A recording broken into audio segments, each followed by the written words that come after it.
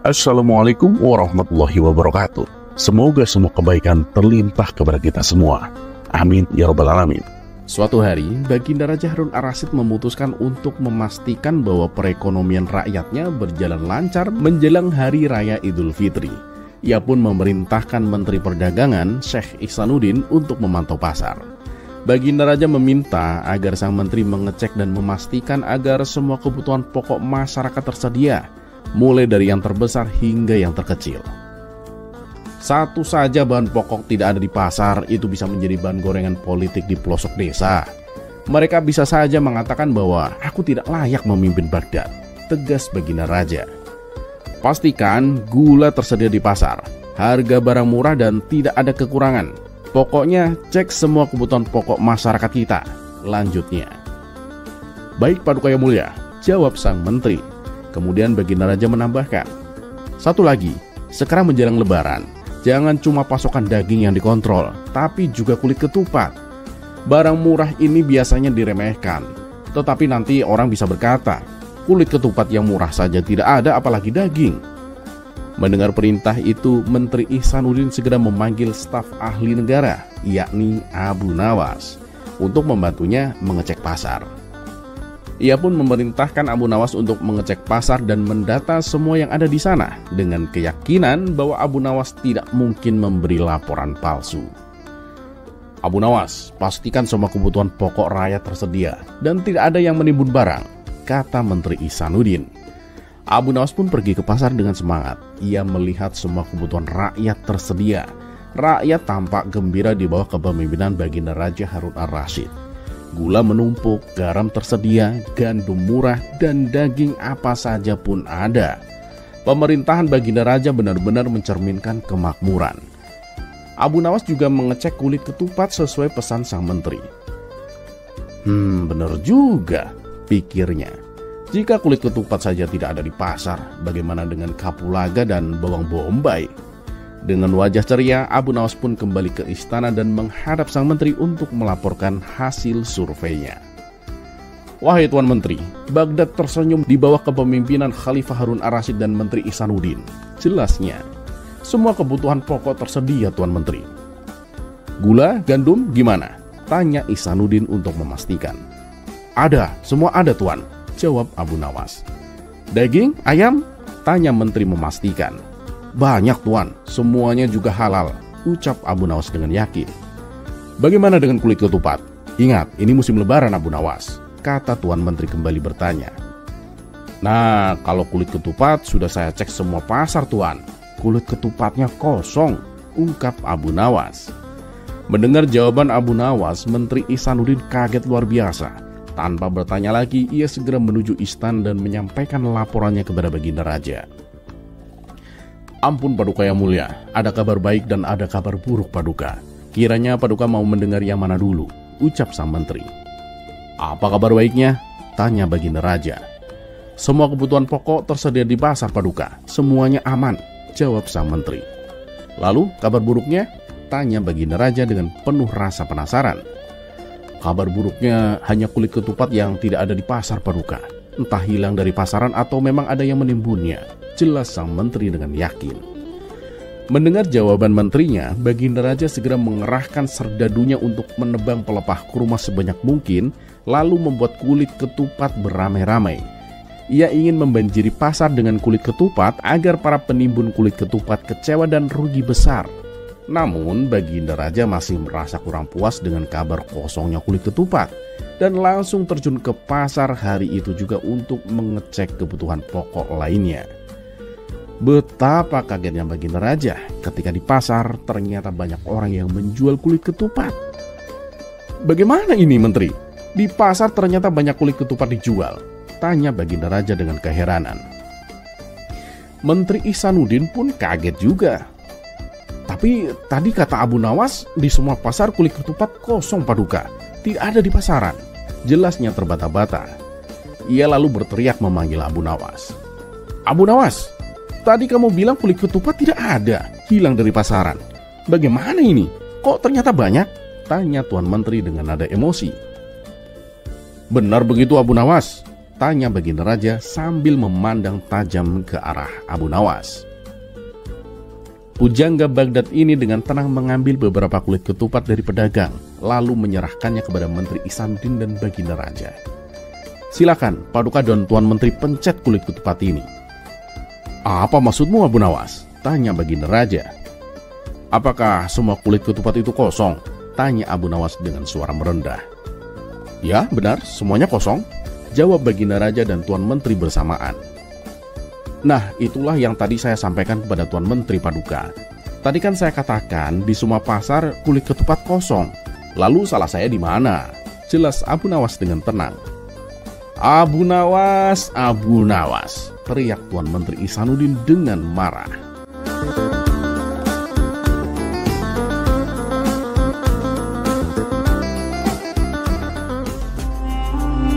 Kisah selanjutnya.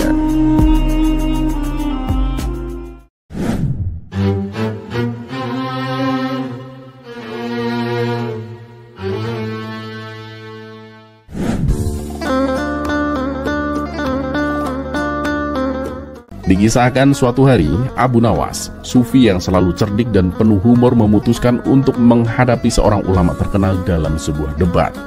Topiknya adalah seberapa dekat Allah dengan hambanya. Abu Nawas dengan santainya memulai perdebatan. Wahai ulama yang terhormat, katakanlah, seberapa dekatnya Allah dengan hambanya? Ulama itu dengan keyakinan penuh menjawab, Allah itu selalu dekat dengan hambanya, bahkan lebih dekat dari urat leher kita. Abu Nawas yang tak ingin kalah membalas dengan senyuman yang menggoda. Kalau begitu, mengapa kita tidak bisa melihatnya? Apakah Allah seperti hantu yang bersembunyi di belakang kita? Para penonton pun tertawa mendengar celaan Abu Nawas, namun sang ulama itu tetap tenang. Allah itu maha tak terlihat, tetapi kehadirannya senantiasa terasa bagi mereka yang percaya. Abu Nawas pun tersenyum. Ya, itu benar. Tetapi bagaimana kalau kita sedang di toilet, Tuan? Ulama itu terdiam sejenak, tak menyangka pertanyaan seperti itu akan muncul. Abu Nawas melanjutkan dengan nada penuh kemenangan. Bagaimana coba saat kita di toilet? Apakah Allah masih dekat dengan kita, ataukah ia sedang sibuk memalingkan mukanya, Tuan? Tawa pecah di antara penonton. Ulama itu tersenyum dan menjawab dengan bijaksana. Allah tetap dengan kita, bahkan di saat seperti itu pun. Namun yang menjadi pertanyaan, apakah kita merasa dekat dengannya? Debat itu pun berakhir dengan ulama dan Abu Nawas yang saling bertukar pandangan. Meskipun berbeda sudut pandang, keduanya merasa bahwa kehadiran Allah tetap dekat dengan hati mereka, baik dalam kegembiraan maupun dalam kesulitan.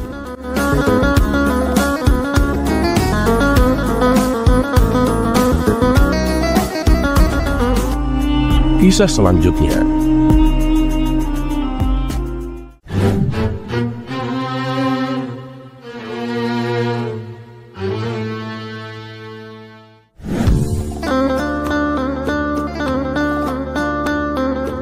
Pada suatu hari, Baginda Raja memanggil Abu Nawas ke istana.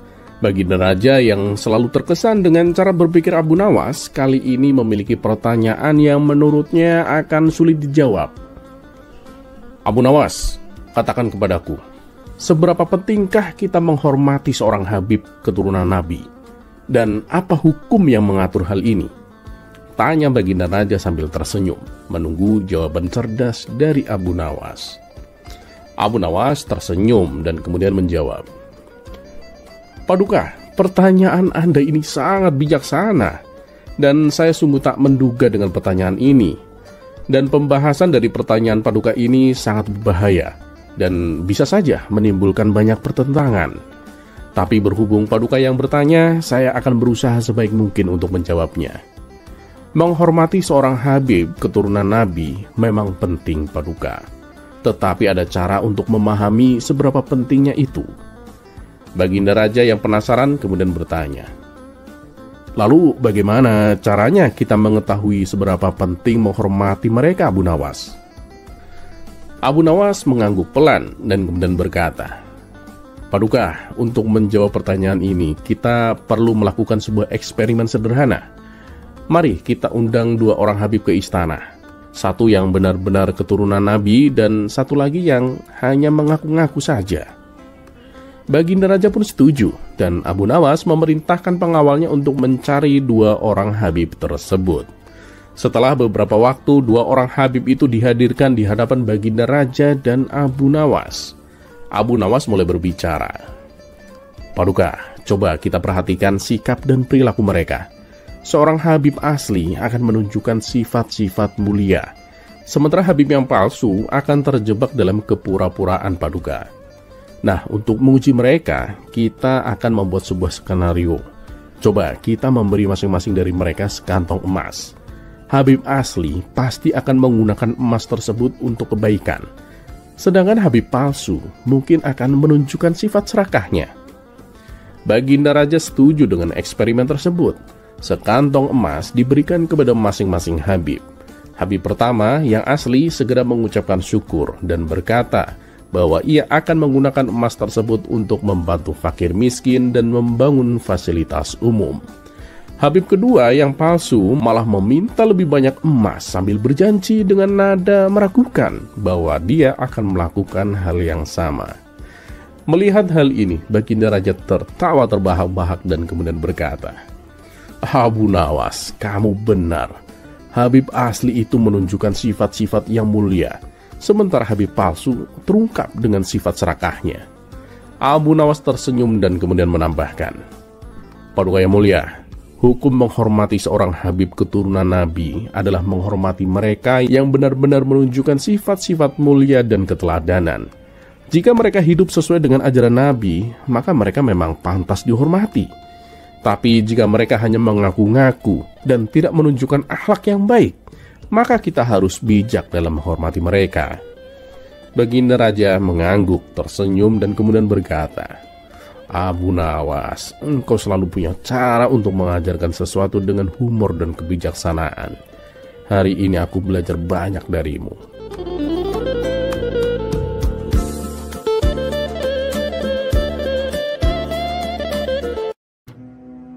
Halo kawan, jangan lupa ya, dukung channel ini dengan cara subscribe, like, dan komen, juga nyalakan notifikasinya. Dan oh ya, jangan lupa untuk memberikan dukungan lewat super thanks, biar kita tambah semangat bikin kontennya.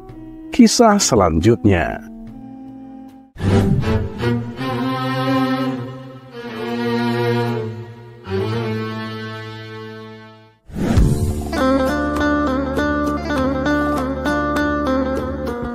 Dikisahkan suatu hari di sebuah desa yang damai, Abu Nawas yang sedang jalan-jalan di pasar, tiba-tiba seorang ulama mendekatinya. Ulama tersebut ingin menguji pengetahuan Abu Nawas dan berencana untuk melakukannya di hadapan banyak orang. Sang ulama itu kemudian bertanya, Abu Nawas, kami semua ingin tahu, apakah tanda hitam di dahi sebagai bekas sujud itu adalah tanda orang yang sangat taat beribadah? Abu Nawas berdiri sambil menatap kerumunan dan kemudian berkata, Wahai penduduk desa, ketahuilah, pertanyaan ini memang sangat sulit dan pasti akan menimbulkan pro dan kontra. Tapi mari kita bicarakan tentang tanda hitam di dahi dengan cara yang menyenangkan. Abu Nawas lalu memulai ceritanya. Jadi begini, suatu malam, saya bermimpi bertemu dengan seorang malaikat. Malaikat itu bertanya kepada saya, Abu Nawas, apakah kamu tahu apa arti tanda hitam di dahi yang sebagai bekas sujud? Saya pun menjawab, Wahai malaikat, apakah itu tanda orang yang rajin sholat? Kerumunan tertawa kecil mendengar awal cerita Abu Nawas yang unik. Abu Nawas kemudian melanjutkan. Malaikat itu tersenyum dan kemudian berkata, Abu Nawas, tidak selalu begitu. Ada yang mendapatkannya karena memang rajin sholat, tapi ada juga yang mendapatkannya karena sering sujud di atas permadani kasar, atau hanya sekedar untuk pamer. Penduduk desa tertawa terbahak-bahak mendengar jawaban cerdik dari Abu Nawas. Abu Nawas kemudian berkata dengan nada serius, namun tetap humoris. Nah, jadi intinya, tanda hitam di dahi itu tidak selalu mencerminkan ketaatan seseorang. Bisa saja orang itu memang rajin beribadah, tapi bisa juga tanda itu muncul karena alasan lain. Yang penting adalah niat dan keikhlasan dalam beribadah, bukan sekedar tanda hitam di dahi. Seorang pemuda dari kerumunan bertanya, "Abu Nawas, kalau begitu bagaimana kita menilai seseorang yang rajin beribadah?" Abu Nawas dengan bijak menjawab, "Lihatlah perilaku dan akhlaknya sehari-hari. Apakah dia suka membantu sesama? Apakah dia jujur? Apakah dia santun? Itu lebih penting daripada tanda hitam di dahi." Kerumunan pun kembali tertawa dan kemudian bertepuk tangan, terhibur oleh penjelasan cerdik dari Abu Nawas. Ulama yang awalnya bertanya pun tersenyum dan kemudian berkata, "Abu Nawas, kamu benar-benar bijaksana dan lucu juga. Terima kasih telah memberikan penjelasan yang sangat menyenangkan dan bermakna."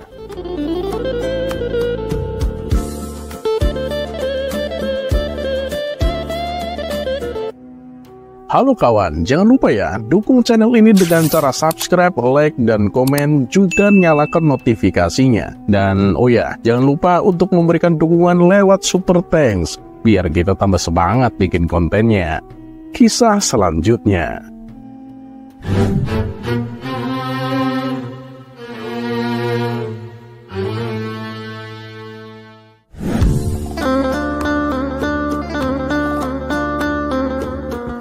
Assalamualaikum warahmatullahi wabarakatuh.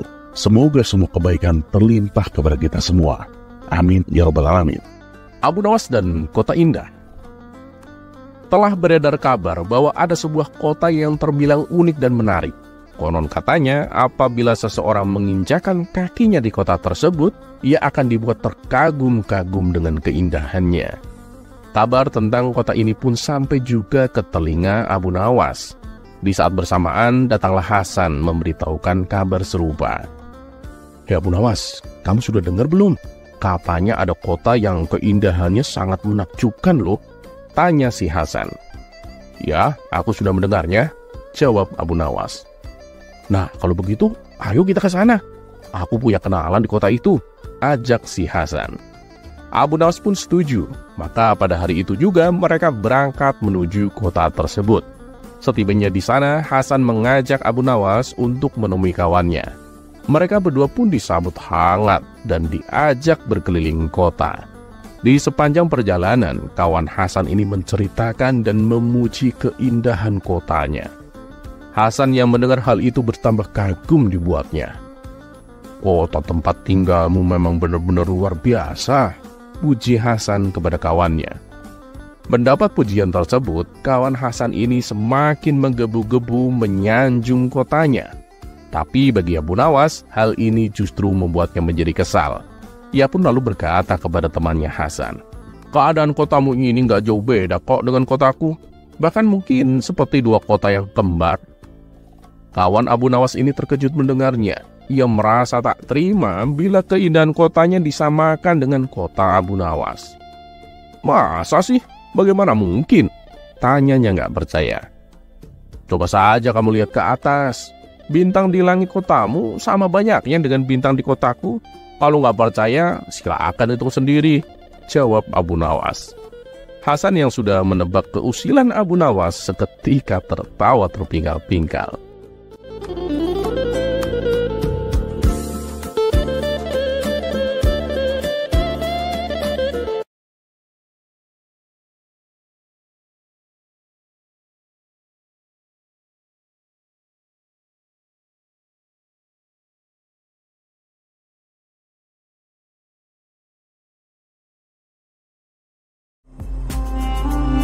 Kisah selanjutnya.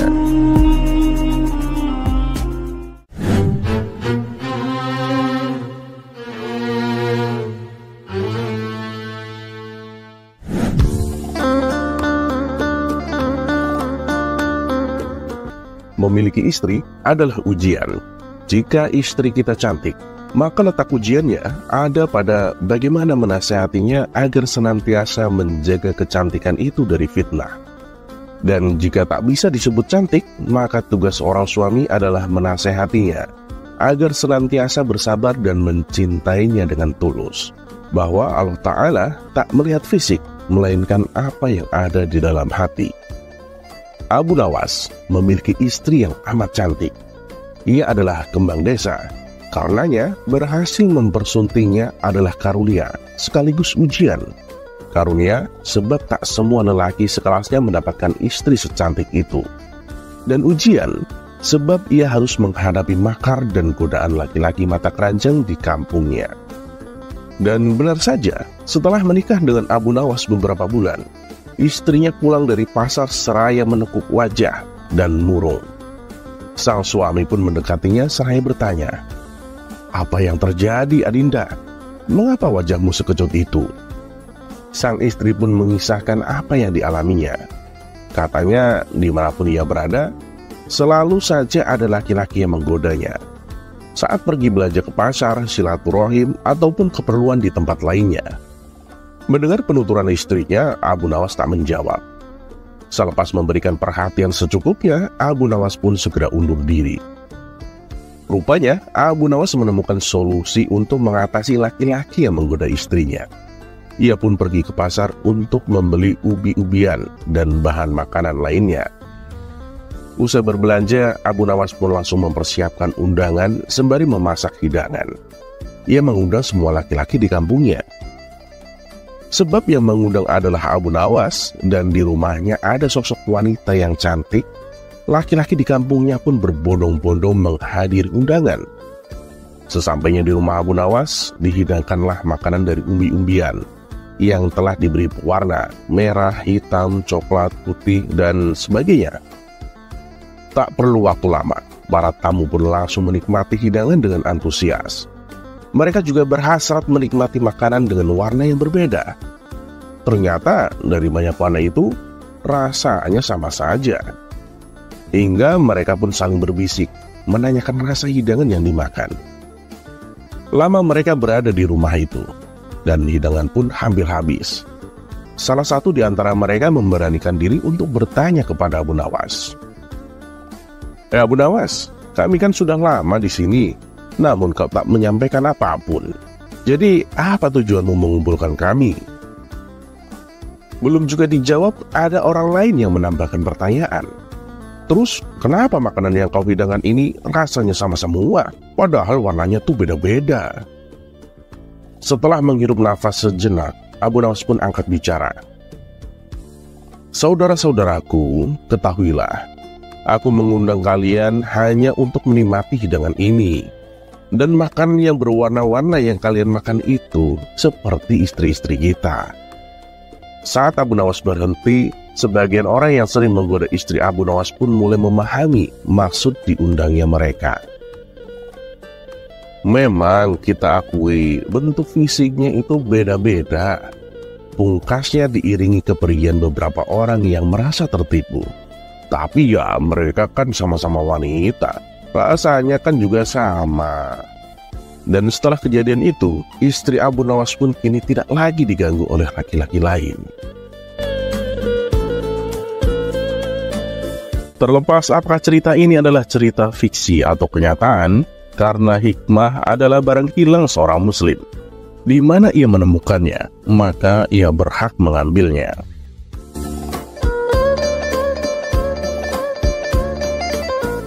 Dan seperti biasa, terima kasih. Wassalamualaikum warahmatullahi wabarakatuh.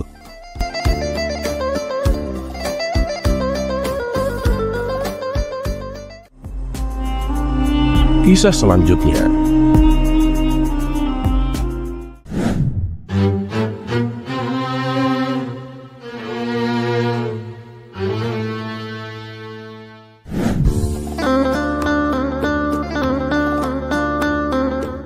Suatu hari, di sebuah kota yang damai dan penuh dengan kesibukannya sehari-hari, Abu Nawas, sang sufi karismatik ini sedang berjalan-jalan di pasar.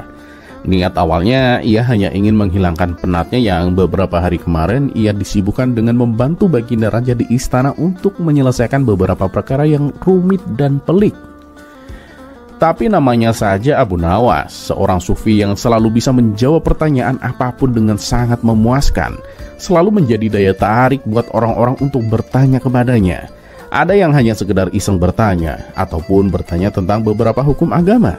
Dan benar saja, tidak lama setelah Abu Nawas sampai di pasar, ada seorang pedagang yang penasaran dan mendekatinya dan kemudian bertanya, "Abu Nawas, kami semua ingin tahu, mengapa dalam Islam harus ada 4 mazhab?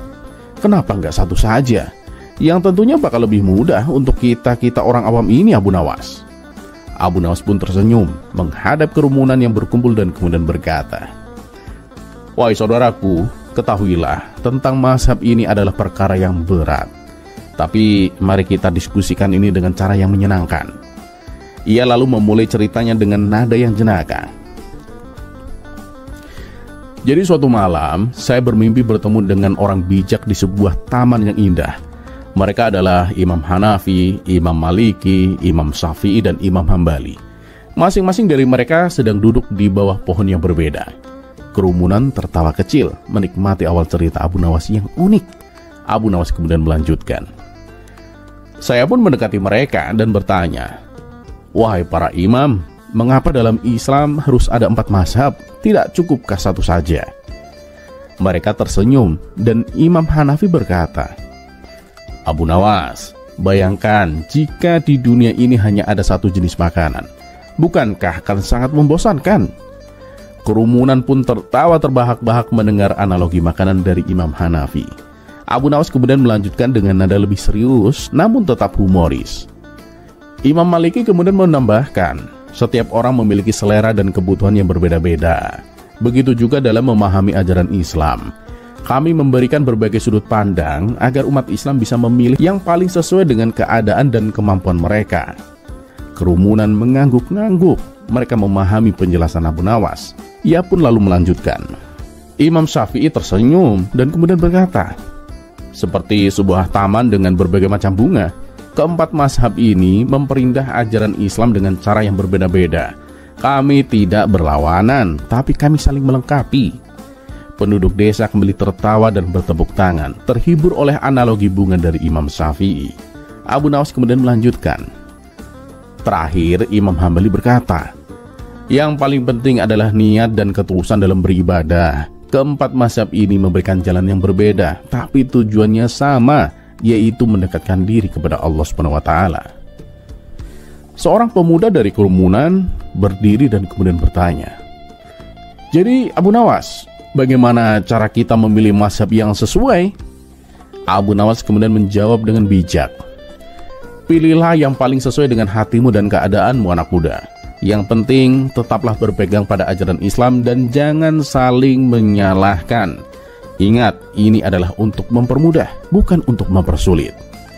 Kerumunan tertawa dan bertepuk tangan lagi, terkesan oleh kebijaksanaan dan humor Abu Nawas. Ia menutup dengan sebuah nasihat. "Ingatlah sahabat-sahabatku, keempat mazhab ini adalah seperti 4 jalan menuju puncak gunung yang sama. Pilihlah jalan yang paling cocok untukmu, dan tetaplah bersatu dalam cinta dan kasih sayang terhadap sesama muslim."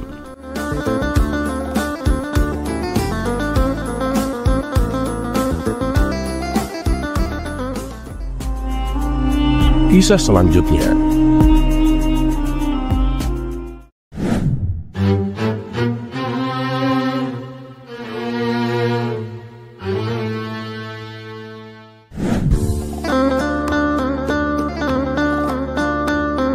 Suatu ketika di sebuah tempat cukur, kepala desa sedang merapikan jenggotnya.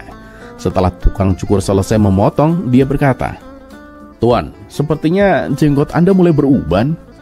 Kepala desa pun marah, tersinggung dikatakan tua oleh si tukang cukur, dan memerintahkan untuk memasukkan tukang cukur itu ke penjara selama 3 hari.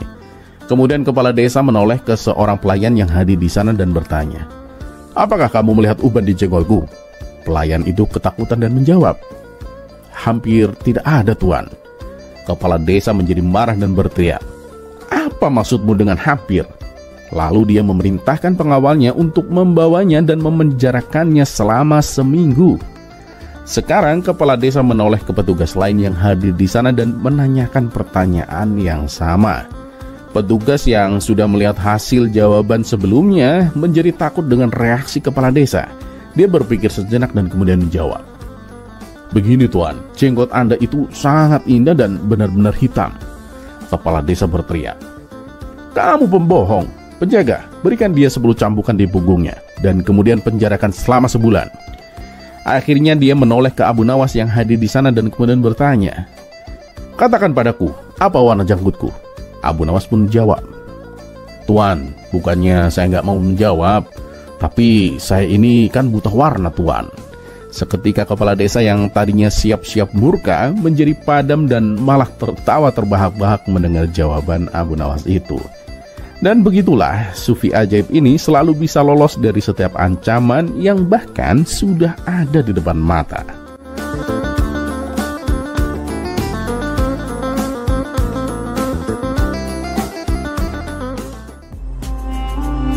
Kisah selanjutnya.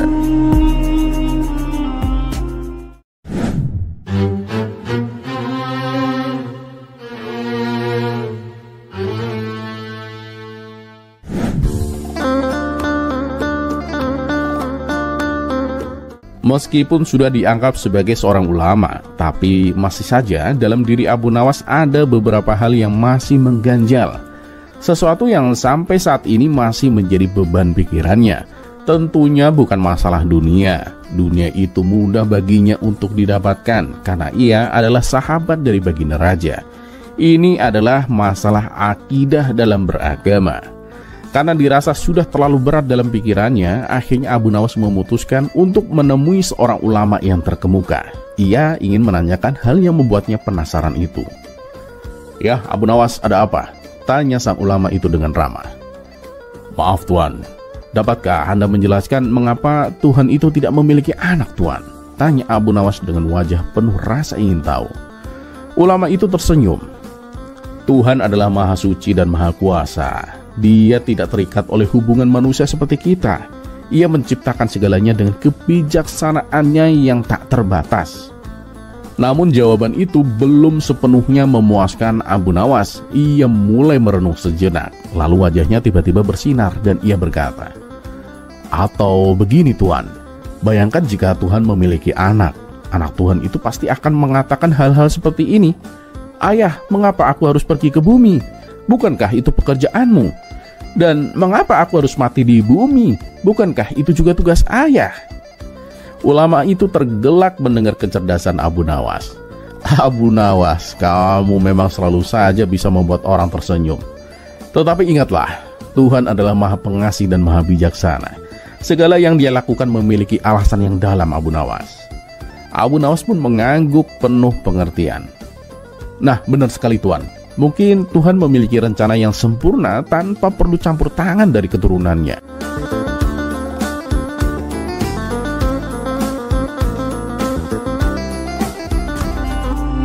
Kisah selanjutnya.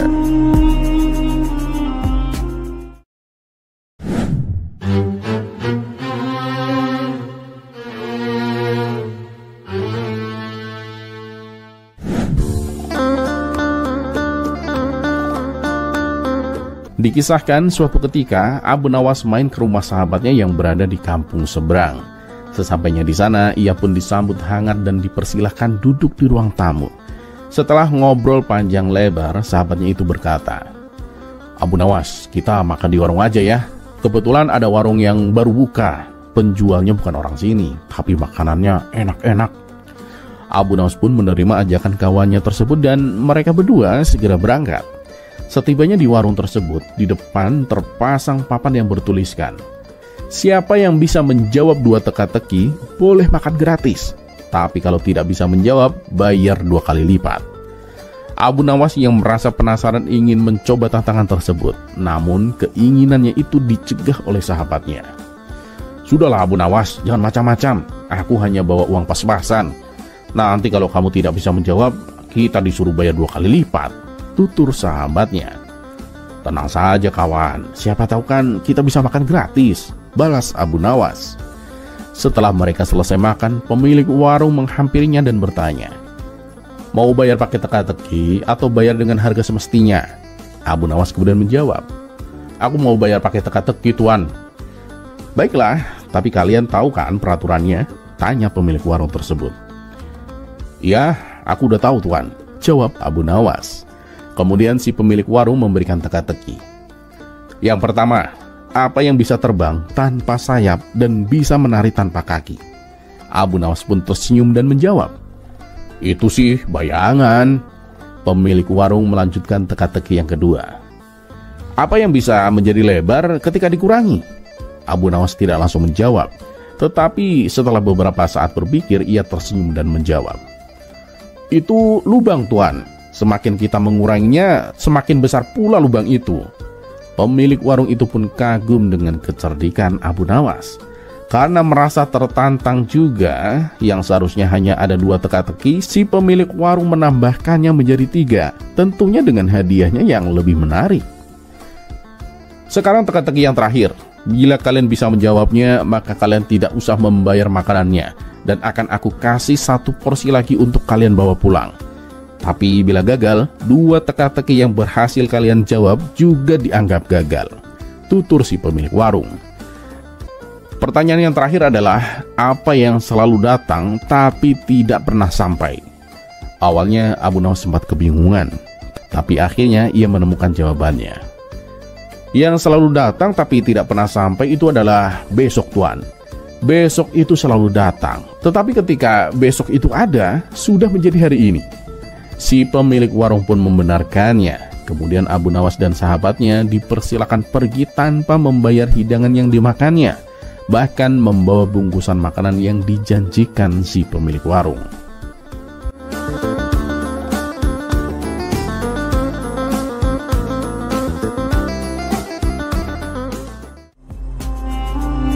Kisah selanjutnya.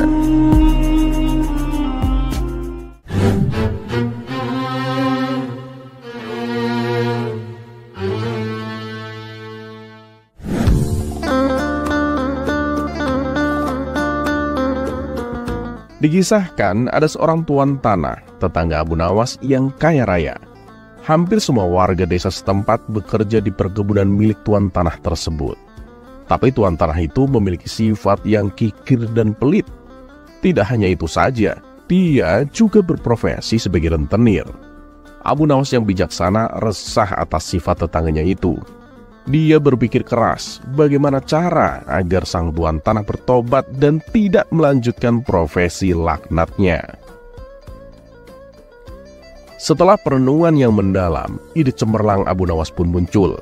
Dan pada keesokan harinya, Abu Nawas menemui kawan-kawannya yang sedang asik nongkrong di warung.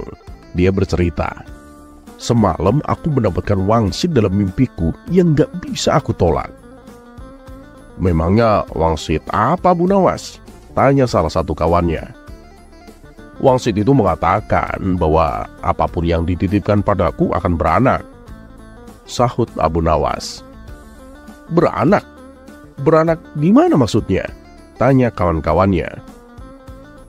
"Ya, ketika kalian menitipkan benda padaku seperti ayam, maka dalam beberapa hari ayam itu akan beranak dan bertambah. Begitupun ketika kalian menitipkan uang atau aku meminjam uang kepada kalian, beberapa hari kemudian uang itu akan beranak dan bertambah," kata Abu Nawas dengan serius. Sebagian kawannya percaya, sebagian kawan lainnya nggak percaya. Mereka berpikir ini adalah usaha Abu Nawas agar bisa meminjam uang. "Wah, kalau begitu aku akan menitip 1 ekor kambing padamu nanti sore," kata salah satu kawan yang percaya. "Aku juga, aku mau menitip 2 dinar uang padamu," timpal kawan lainnya. Ternyata setelah 5 hari berlalu, kambing dan uang yang dititipkan kepada Abu Nawas benar-benar beranak. Dari 1 ekor kambing dikembalikan menjadi 5 ekor. Begitupun uang yang dititipkan. Dari 2 dinar dikembalikan menjadi 5 dinar. Berita kehebatan Abu Nawas ini tersebar luas ke penduduk desa. Berita itu sampai juga kepada telinga tuan tanah yang pelit dan berprofesi sebagai kang rentenir. Hingga pada suatu hari, tuan tanah bersama para pengawalnya mendatangi rumah Abu Nawas. Dia menanyakan, "Wahai Abu Nawas, kamu sedang butuh apa? Katakan saja, nanti aku bantu. Gak usah sungkan-sungkan." "Maaf Tuan, sepertinya saat ini saya sedang tidak membutuhkan apa-apa," kata Abu Nawas. "Ya sudah, nanti kalau kamu perlu apa-apa, datang saja padaku. Gak usah sungkan-sungkan," timpal tuan tanah dengan senyum yang ramah, kemudian berlalu meninggalkan rumah Abu Nawas. Suatu sore Abu Nawas merasa lapar. Dia sudah tidak mempunyai apapun di dalam rumah untuk dimakan. Kemudian dia teringat akan tuan tanah dan rencananya dulu. Abu Nawas langsung mendatangi rumah si tuan tanah. Dia meminjam 3 butir telur untuk dimakan. 5 hari kemudian, Abu Nawas mengembalikan telur tersebut. Tuan tanah kaget ketika membuka bingkisan dari Abu Nawas. 3 telur tuan tanah kini menjadi 15 telur. Abu Nawas, kamu mau butuh apa lagi? Ayam, kambing, apa uang? Silahkan, kamu mau butuh berapa? Tanya si tuan tanah dengan girang. Enggak tuan, sepertinya saya sudah cukup. Saya lagi nggak butuh apa-apa, kata Abu Nawas beralasan. Sudahlah Abu Nawas, nih ini aja nih, uang 100 dinar kamu bawa. Siapa tahu kamu nanti ada kebutuhan mendadak, kata si tuan tanah dengan menyodorkan sekantong uang berisi 100 dinar. Waduh tuan, saya jadi nggak enak kalau begini. Saya jadi ngerepotin tuan, jawab Abu Nawas. Gak apa-apa Abu Nawas, tenang aja. Tapi biasa ya, beranak, kata si tuan tanah penuh harap. Oh siap tuan, saya akan menjaganya, jawab Abu Nawas. Kemudian Abu Nawas pun undur diri untuk pamit pulang. Tidak terasa 5 hari berlalu, Abu Nawas tak kunjung datang. Hingga 1 bulan pun Abu Nawas tak kunjung datang untuk mengembalikan uang milik tuan tanah. Ya Abu Nawas, sudah 1 bulan aku menantimu, tapi kamu tidak datang juga ke rumahku, kata tuan tanah. Oh iya tuan, sebenarnya dari kemarin-kemarin aku akan ke rumah tuan, namun aku sibuk sekali. Nah berhubung tuan sudah ada di sini, sekalian ada yang ingin aku bicarakan juga tuan, kata Abu Nawas beralasan. Oh gak apa-apa saudaraku, silahkan, apa yang ingin kau bicarakan, timpal tuan tanah. Jadi begini tuan, sebenarnya uang yang tuan pinjamkan kepadaku buru-buru beranak. 3 hari kemudian malah mati gak tersisa, terang Abu Nawas. Apa maksudmu Abu Nawas? Tanya tuan tanah sambil emosi. Kamu mau mempermainkanku ya? Sambung tuan tanah. Ya bagaimana ya tuan ya? Karena memang ketika sesuatu itu bisa beranak, pasti sesuatu itu juga bisa mati tuan. Ya mungkin tuan lagi kena apesnya aja. Gimana kalau misalkan tuan pinjamkan uang ke saya lagi? Ya jangan banyak-banyaklah tuan, 500 dinar aja. Biar nanti kembalinya bisa menutupi uang yang mati kemarin, kata Abu Nawas memancing. Gila kamu, 100 dinar aja mati, apalagi 500 dinar, ujar si tuan tanah sambil ngeloyor pergi. Ia tak berani memperpanjang urusan itu dengan Abu Nawas, karena ia tahu Abu Nawas adalah orang dekatnya kerajaan. Kalau sampai ia menuntut, yang ada malah dia yang bakalan masuk buih karena menjalankan bisnis rentenir laknatnya itu.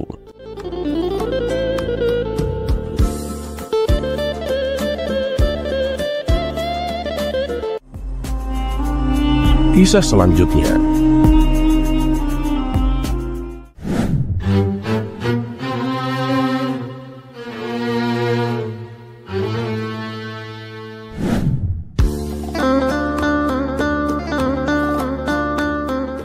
Sebagai seorang ulama, Abu Nawas juga terkenal lihai menghibur orang manakala orang tersebut sedang dilanda masalah.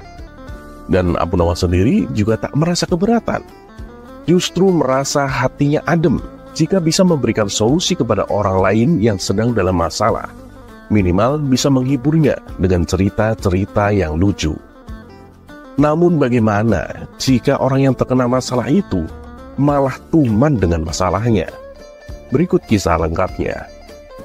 Suatu hari, di warung tempat Abu Nawas biasa nongkrong, salah satu temannya terlihat murung karena sedang dirundung masalah. Tak lama kemudian datanglah Abu Nawas.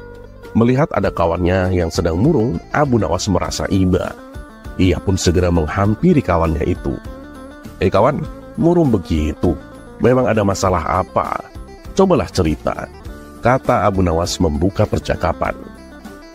Kawannya itu lalu menceritakan permasalahan yang sedang dihadapinya. Dan sebagai seorang sahabat, Abu Nawas lalu mencoba menghiburnya. Ia menceritakan kisah lucu tentang seorang anak petani. Setelah mendengar cerita Abu Nawas yang lucu itu, kawannya tersebut langsung tertawa terpinggal-pinggal. Terima kasih Abu Nawas, kau telah menghiburku. Rasanya pikiranku sekarang menjadi plong Abu Nawas, ujar kawannya kepada Abu Nawas. Dan hari berikutnya, saat Abu Nawas datang ke warung, ia kembali mendapati kawannya yang kemarin sedang termenung seorang diri. Kawan, kenapa lagi? Tanya Abu Nawas sambil menghampirinya. Aku sedang ada masalah Abu Nawas, jawab kawannya sedih. Masalah apa lagi yang menimpamu kawan? Tanya Abu Nawas kembali. Kawannya itu lalu mengeluh kepada Abu Nawas akan masalah yang sedang dialaminya. Ternyata masalahnya sama seperti yang kemarin. Meski demikian, Abu Nawas tetap mencoba menghibur kawannya itu. Abu Nawas kembali menceritakan cerita lucu yang sama, yaitu tentang seorang anak petani. Kawannya tersebut masih sempat tertawa dengan kisah yang Abu Nawas ceritakan. Dan di hari selanjutnya, Abu Nawas kembali mendapati kawannya sedang melamun sendirian di warung. Saat ditanya Abu Nawas apa masalahnya, ternyata masalah yang dihadapi sama seperti kemarin. Abu Nawas pun kembali menghiburnya dengan cerita lucu yang sama. Tapi kali ini kawannya hanya terdiam. Loh, kok nggak ketawa kamu? Tanya Abu Nawas. Ceritamu sih sama seperti yang kemarin. Kalau diulang-ulang terus, ya lucunya nggak kerasa lagi Abu Nawas, ujar kawannya. Mendengar jawaban tersebut, Abu Nawas hanya tersenyum. Ia pun lalu berkata kepada kawannya, nah itu poinnya. Kalau kamu nggak bisa tertawa berulang-ulang dengan cerita yang sama, lantas mengapa kamu selalu mengeluh berulang-ulang dengan masalah yang sama? Padahal jika kamu mensyukuri apa yang ada, niscaya kamu tidak akan mengeluh dengan masalah yang sama. Mendengar nasihat Abu Nawas itu, kawannya pun tersadar bahwa yang harus ia lakukan bukanlah mengeluh dengan masalah yang sama. Oh gitu ya Abu Nawas. Oke lah, kalau gitu besok aku bawa masalah yang lain ya. Nanti pulang dari sini aku mau nyari masalah buat stok seminggu ke depan, kata kawan Abu Nawas dengan polosnya. Mendengar ucapan kawannya itu, Abu Nawas pun kaget dan tak habis pikir. Loh, kok gitu? Ya kan biar cerita lucumu tiap hari ganti, berarti masalahnya harus ganti-ganti juga kan? Ujar kawan Abu Nawas. Nggak gitu, Sarmun. Bukan begitu maksudnya. Kamu itu harus bersyukur. Mensyukuri apapun yang kamu punya. Bukan malah tiap hari bawa masalah yang beda-beda. Sarmun, Sarmun, kata Abu Nawas dengan sedikit gregetan. Oh, iya. Oke, siap Abu Nawas, kata kawannya sedikit memahami. Kemudian Abu Nawas menambahkan nasihatnya. Dan ingat, harus kau ingat ini. Allah tidak akan memberikan masalah kepada hambanya, kecuali hamba tersebut pasti bisa melewatinya. Yang penting, kamu itu harus sabar, berusaha, dan berdoa. Ngerti kamu? Ya Abu Nawas, ngerti. Ucap kawannya agak sedikit ketakutan dengan tatapan tajam Abu Nawas. Dan keesokan harinya, Abu Nawas sudah menyiapkan cerita untuk jaga-jaga kalau kawannya itu merenung dengan masalahnya lagi, yaitu cerita tentang neraka jahanam dengan segala siksaannya yang mengerikan.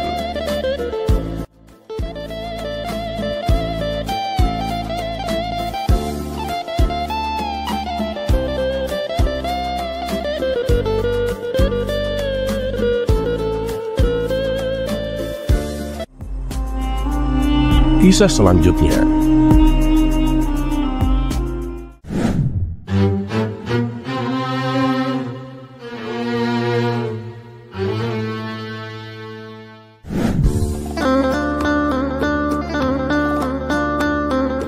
Dikisahkan ada seorang murid Abu Nawas yang sangat sulit menangkap pelajaran karena lebih suka bermain-main daripada belajar. Ayahnya yang tidak sabar merasa bahwa Abu Nawas adalah guru yang tidak becus. Dengan penuh keyakinan ia memutuskan untuk memindahkan anaknya ke negeri seberang, berharap anaknya bisa menjadi ulama di bawah bimbingan guru yang lebih kompeten. Setelah menempuh perjalanan jauh, sang ayah menitipkan anaknya kepada seorang ulama terkenal. Tuan Syekh, saya titip anak saya ya. Tolong ajari dia agar kelak menjadi ulama yang hebat, Tuan, katanya dengan penuh harap. Sang ulama menerima anak itu dengan baik. Namun sayangnya, kebiasaan si anak tak berubah sama sekali. Ia tetap malas dan lebih banyak bermain-main daripada belajar. Beberapa tahun berlalu, sang ayah memanggil anaknya pulang, yakin bahwa anaknya sudah menjadi seorang ulama yang cerdas. Ia ingin membuktikan kepada Abu Nawas bahwa dirinya tidak salah dalam mengambil keputusan. Pada hari Jumat, sang ayah dengan penuh kebanggaan mengundang Abu Nawas ke masjid. Abu Nawas, anakku kini sudah menjadi ulama. Nanti kamu akan lihat sendiri betapa pintarnya dia dalam berkhutbah. Abu Nawas pun tersenyum tipis dan menjawab dengan nada tenang. Wah, aku ikut senang, Tuan. Mungkin nanti aku perlu belajar darinya. Ketika waktu khotbah tiba, si anak pun naik ke mimbar. Namun bukannya menyampaikan khotbah yang berisi, ia malah tampak bingung dan ketakutan. Hanya kata Alhamdulillah yang keluar dari mulutnya, diucapkan berulang kali hingga 5 kali. Sebelum akhirnya ia jatuh pingsan di hadapan jemaah. Gelak tawa memenuhi masjid dan sang ayah pun merasa sangat malu. Abu Nawas mendekati sang ayah dengan senyum yang masih tersungging. Woi sahabatku, katanya sambil menepuk bahu sang ayah. Aku kira dengan biaya yang begitu besar, anakmu setidaknya akan membawa pulang lebih dari sekedar Alhamdulillah 5 kali. Ya, tapi siapa tahu kan, mungkin di negeri seberang itulah standar ulama sekarang. Sang ayah tersentak mendengar ejekan halus itu. Wajahnya memerah dan ia mulai merasa sangat menyesal telah meremehkan Abu Nawas. Abu Nawas, katanya pelan. Aku terlalu cepat menilai dan menyalahkanmu, Abu Nawas. Aku menyesal tidak mempercayaimu. Abu Nawas pun tertawa kecil, kemudian ia berkata, jangan khawatir sahabatku, aku pun dulu sama sepertimu, berpikir bahwa memindahkan anak ke tempat lain bisa mengubah segalanya. Namun kini kamu tahu, bukan gurunya yang kurang becus, tapi mungkin anakmu yang butuh lebih banyak bimbingan, dan kamu yang perlu lebih banyak bersabar. Sang ayah pun menunduk, merasa malu, namun juga berterima kasih. Kamu benar Abu Nawas, aku menyesal telah meragukanmu. Sekarang aku mengerti bahwa ilmu dan kebijaksanaan tidak bisa dibeli dengan uang. Abu Nawas pun menepuk bahu sang ayah sekali lagi, kali ini dengan lebih hangat. Yang penting kamu telah belajar dari kesalahanmu. Dan ingatlah sahabatku, kadang pelajaran terbaik itu datang dari kebodohan kita sendiri.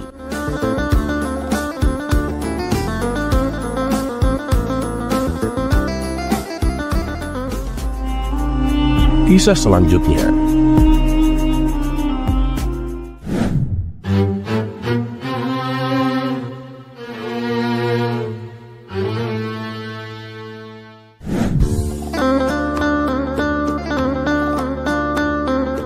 Dikisahkan suatu hari Abu Nawas sedang berjalan-jalan di pasar yang ramai.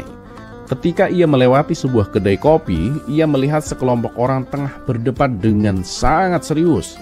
Penasaran dengan topik yang diperbincangkan, Abu Nawas pun mendekati kerumunan itu dan mendengarkannya dengan seksama. Di tengah-tengah kerumunan, seorang pria berjubah panjang dan bersorban besar berbicara dengan suara lantang. Bank itu haram, riba adalah dosa besar dalam Islam. Semua yang berhubungan dengan bank itu harus dijauhi. Pria lain yang tampak sebagai seorang pedagang kaya membalas, tapi bagaimana mungkin kita bisa berbisnis tanpa bank? Bank itu memudahkan transaksi dan penyimpanan uang kita. Abu Nawas kemudian melangkah ke depan dan berkata, wahai saudaraku, apa yang sedang kalian perdebatkan ini? Pria berjubah panjang pun menjawab, ini Abu Nawas, kami sedang berdebat tentang hukum bank. Apakah engkau punya pendapat tentang hal ini? Abu Nawas pun mengangguk sambil tersenyum, kemudian berkata, baiklah, mari kita bicarakan ini dengan cara yang sederhana. Jangan ngotot-ngototan seperti tadi.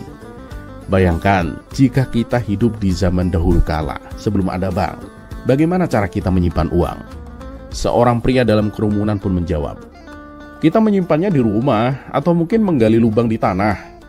Abu Nawas pun tertawa kecil. Nah, benar, tapi bukankah itu beresiko? Pencuri bisa datang kapan saja dan mengambil semua uang kita.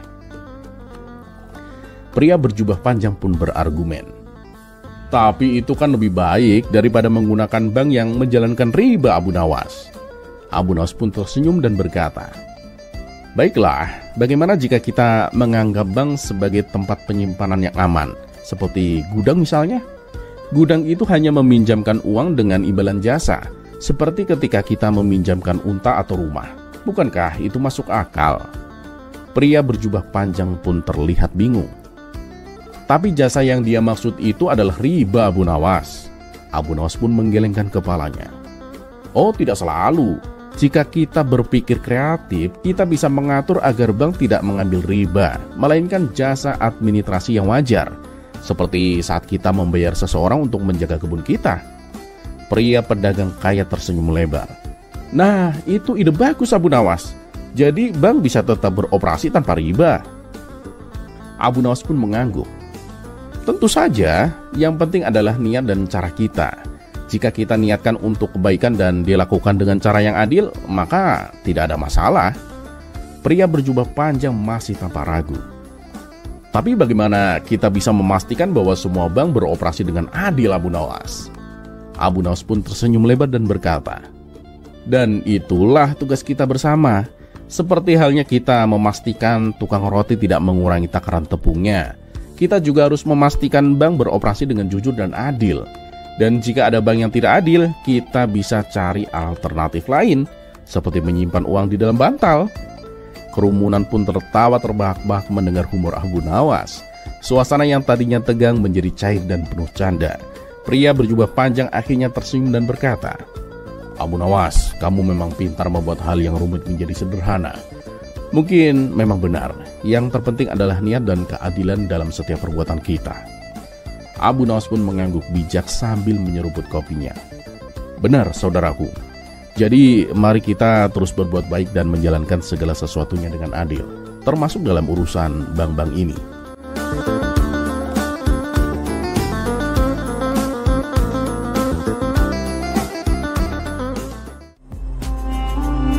Kisah selanjutnya.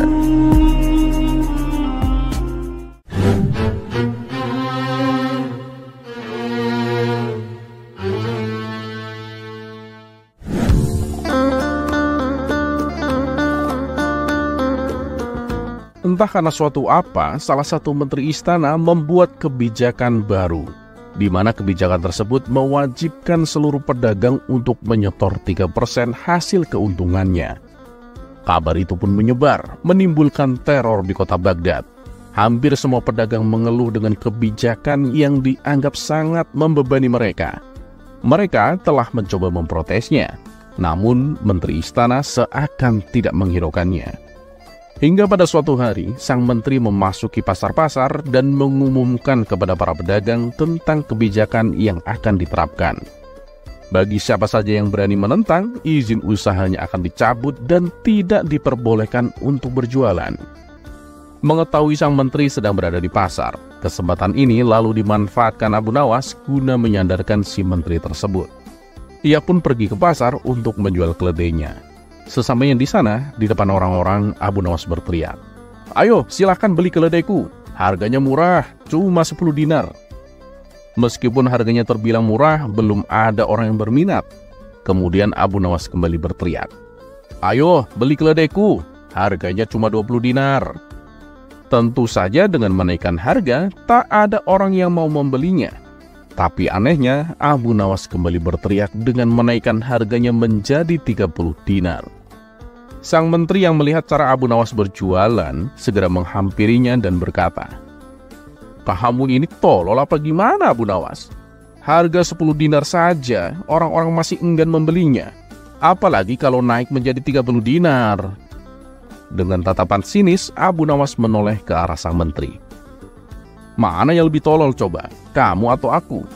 Kamu lihat sendiri kan, untuk mencari untung sedikit saja dengan menjual harga 10 dinar susahnya bukan main. Apalagi mencari untung dengan menjual harga 30 dinar. Semua itu karena ekonomi pasar sedang lesu. Tapi kamu malah membuat peraturan baru dengan mewajibkan menyetor 3% dari hasil keuntungan berdagang. Kamu pikir kebutuhan rumah tangga itu hanya makan dan minum?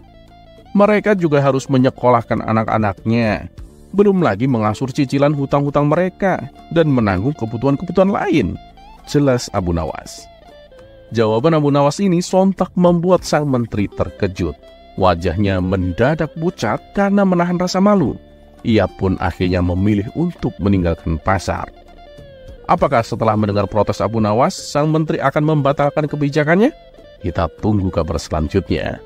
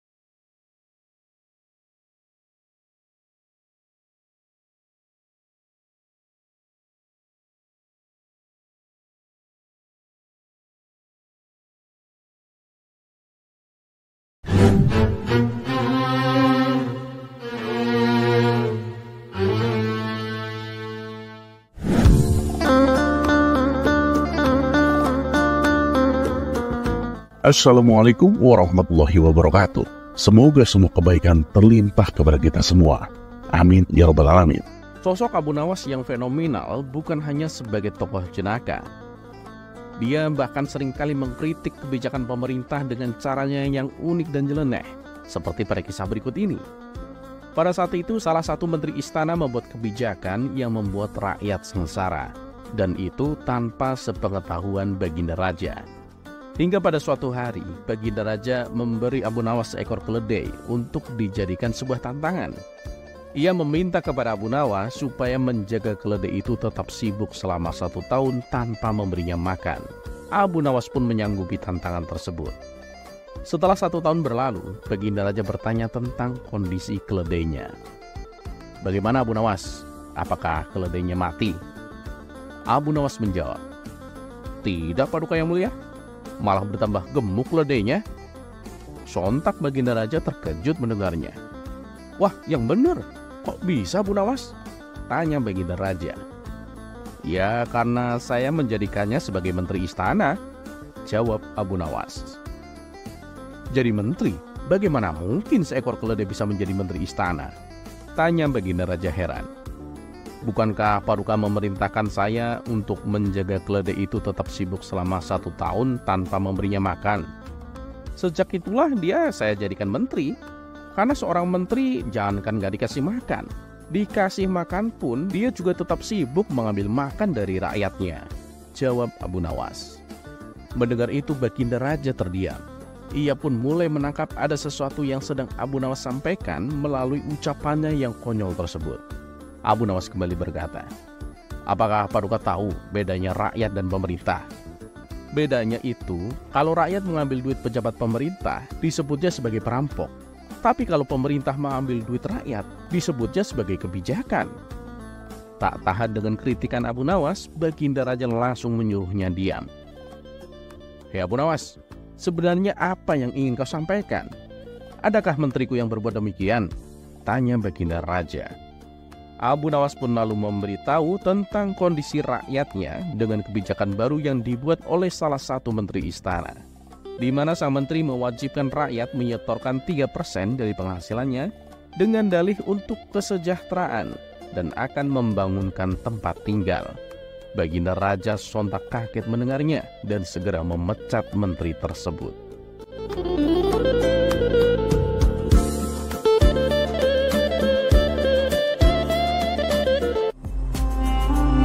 Kisah selanjutnya.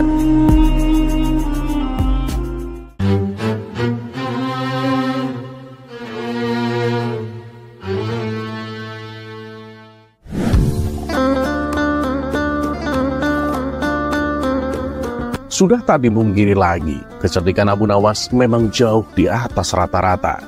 belum pernah ada orang seantero Baghdad yang bisa mengalahkan Abu Nawas. Bahkan sekelas Baginda Raja Harun Ar-Rasyid pun dibuatnya tak berkutik. Malah tak jarang Baginda Raja menahan malu akibat dari kekalahannya.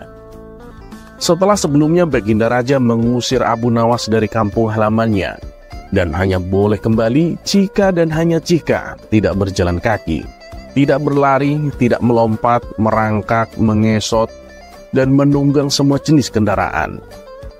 Kali ini Baginda Raja ingin kembali menguji kepintaran Abu Nawas. Kemudian Baginda Raja mencari-cari alasan untuk menghukumnya. Maka dipanggillah Abu Nawas ke istana. Dan singkat cerita, ketika Abu Nawas sampai di istana, ia langsung menghadap Baginda Raja. "Ampun Paduka, ada keperluan mendesak apa Paduka memanggil hamba?" tanya Abu Nawas. "Iya Abu Nawas, kamu ingat perlakuanmu padaku yang hampir membuatku terbunuh. Kamu menjualku sebagai budak. Kamu pernah menumbalkanku ke suku kanibal. Dan kamu juga pernah menjadikanku untuk umpan macan.